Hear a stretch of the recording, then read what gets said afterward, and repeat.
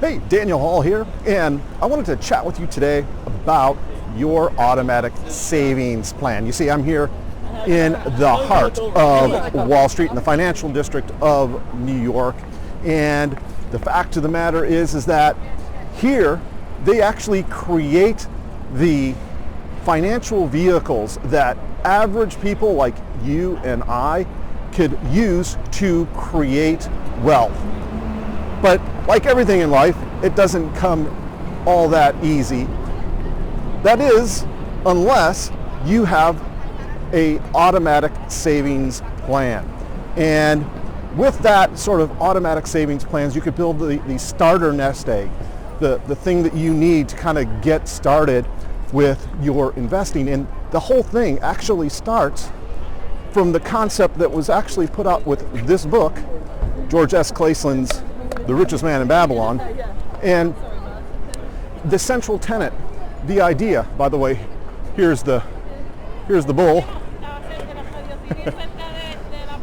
In the central tenet of that book, and it's so vitally important, is to pay yourself first. And that's easy to say, it's actually easy to understand, but not all that easy to do. That is, unless you make it easy for yourself by creating an automatic savings plan that you could use to build that starter nest egg, to build that starter seed capital to make things happen in your financial life. That's what this video is all about. We're a long way from Wall Street here in beautiful Austin, Texas, where I make my home. And you know, one of the cool things about having your own automatic savings plan is you can actually have a way to have a life where you want to live and do what you want to do, while at the same time saving for your retirement, saving for your future. And one of the cool things that I wanted to talk about in today's video is actually how you could start your own automatic savings plan. And we're going to actually talk about it in two different ways. One way is if you are still working for an employer, and the other is if you are an entrepreneur working for yourself. Now, I've been both. Perhaps you've been both. And the first thing I wanted to just say here is that if you're an entrepreneur, I love helping entrepreneurs. I primarily help and coach authors and speakers and publishers and content creators of every kind. And one of the things that I notice both with that group of people, the group of people that are in business for themselves, as well as the people that are actually still working a 9-to-5 job somewhere, is that they'll put in all this effort, they'll put in all these hours, they'll basically fritter away their life and save exactly zero for their future. And let me tell you something, that is not a good idea. You know, one of the cool things that I really learned and then internalized, and what I want you to, really internalize as well, came from that book, The Richest Man in Babylon, that I told you about a little earlier. And that is this maxim. We already talked about pay yourself first, but let me just tell you this, to take it a little bit further. It's not only to pay yourself first, but also to make that mental shift in your mind that a part of everything you make is yours to keep. You get that? Right? Mind blowing. In other words, every dollar that passes through your sticky fingers, hopefully, right, sticks to you. You get to actually take off a dime or 5 cents out of every single dollar that comes through your hands, or you should. And if you have an automatic savings plan, the fact is that you don't need financial discipline. I mean, you need the discipline in order to set it up, but once you've done that, the automation kind of takes over. And that's really the power here. And if you are employed, there is one way to do it.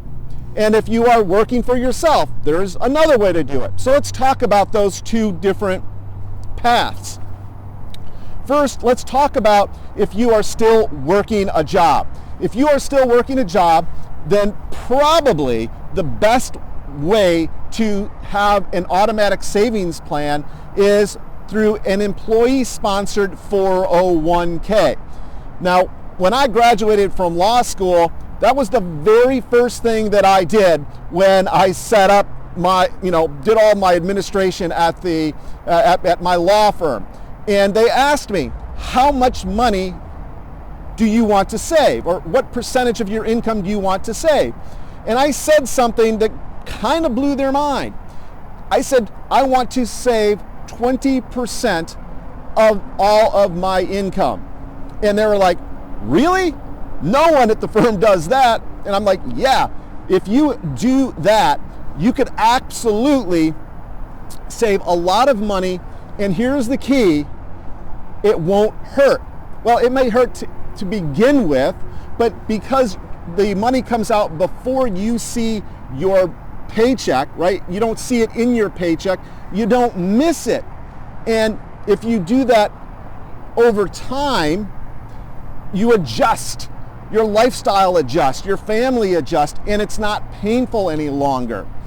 And not only that, but if you do it with an employee-sponsored 401k, most employers, not all, but most employers offer some kind of match so that they will match a certain percentage up to that match point. So whatever it is for your employer, you want to make sure that you are contributing at least what you need so that your employer gives you a match, because that's like found money, that's like free money.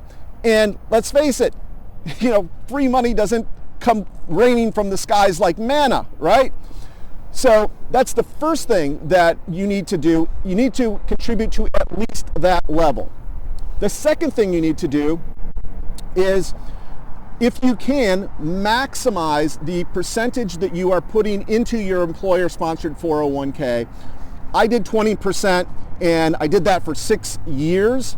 And in that 6-year time, I was able to put a really, really nice starter nest egg together. Not enough to retire, but certainly enough to start actually investing in the markets and using that money to invest in the markets. And that was a really huge advantage for me when I did start actively investing in the markets. So what I'm saying is when it comes to yourself and your own giving to yourself, paying yourself first, give until it hurts, okay? Pay until it hurts. And as time goes on, you will accumulate that nice little nest egg. All right, so that's if you're working for somebody else, you're working a job. So let's talk about if you are in business for yourself, like I presently am. The way to do this is a little bit different because now we don't have an employee-sponsored 401k. We have to take the money out ourselves, and if you lack financial discipline, that's not all that easy to do. And that's actually what happened to me when I quit my law practice and started my own publishing company. I had really great windfalls at some times, and I was actually able to cleave some of that money off and put it away.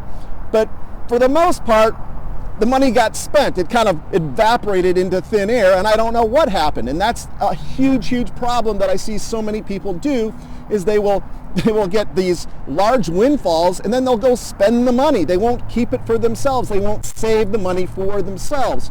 Huge, huge problem. But here's one of the other things that you can and should do, and this actually really fixed my situation, and that was with an app.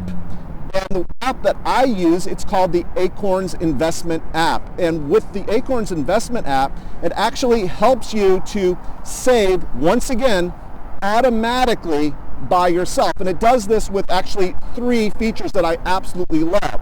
So what you do with the Acorns app is you actually connect it to your bank account such that when you go to make a transaction, you use your ATM card, you'll go to the grocery store or whatever, they have something called a roundup. And what a roundup is essentially is, well, let's say you go to the grocery store and you spend $11.50 and you have a roundup to the nearest dollar. Well, what Acorns will do is it will actually take out $12, $11.50 for what you pay at the supermarket, plus put 50 cents in your Acorns account, and again, it happens automatically. Now here's where it gets even more powerful. You could actually double or even treble that amount.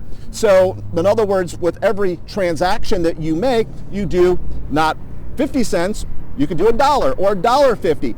And if you wish, with Acorns, you could actually add another $5. So every time that you do a transaction, you add 50 cents plus $5. So in other words, every purchase that you make ends up with money in your Acorns account, and over time you could actually put together a very, very tidy sum of money, once again giving you that seed capital that you need when you go to actually invest in the markets. Now the second big thing that I really, really love about the Acorns app is they have a reoccurring payment. So you can set up reoccurring payments. Say it's $100 a week or $500 a week or bi-weekly or even a month, that once again comes out automatically, okay? Or I call it automagically.